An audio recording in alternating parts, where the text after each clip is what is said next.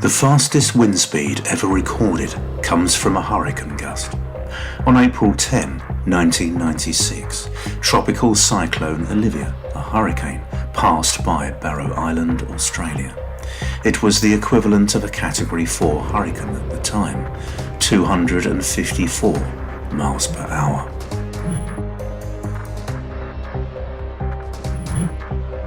The strongest winds in the solar system are on Saturn, where they reach speeds of over 1,100 miles per hour in the equatorial upper atmosphere. But how do we know this, you may ask? Past observations of Saturn with ground-based and space telescopes have enabled the monitoring of tropospheric wind speeds using cloud tracking techniques. This all took place during the Cassini mission of 2021.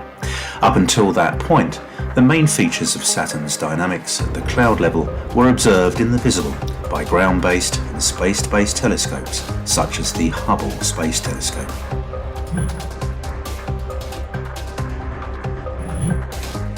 In Greek mythology, the Anemoi were four wind gods causing wind from the four compass points, which led to the name of the wind measuring device known as the anemometer, where the subsequent Greek words anemos, meaning wind, was combined with metron, meaning measure. Mechanical anemometers were first developed back in the 15th century to measure wind speed. A gale is officially defined as a wind of between 32 and 63 miles per hour, whereas a wind blowing from 4 to 31 miles per hour is a breeze.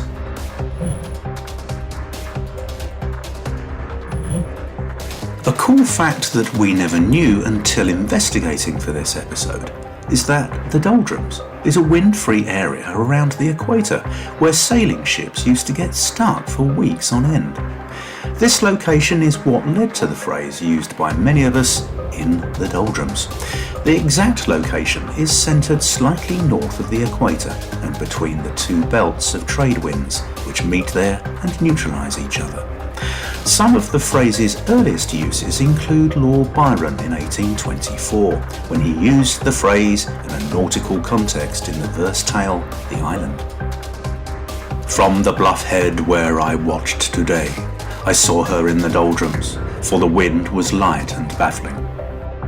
Baffling winds are those which are shifting and variable, making progress under sail impossible.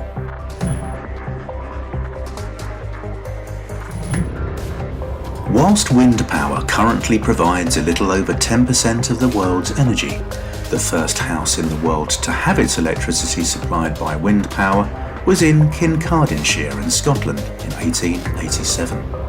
Early wind turbines all turned anti-clockwise, but since 1978, however, changes in design mean they all turn clockwise, where the tips of the blades of wind turbines move at speeds of up to 200 miles per hour.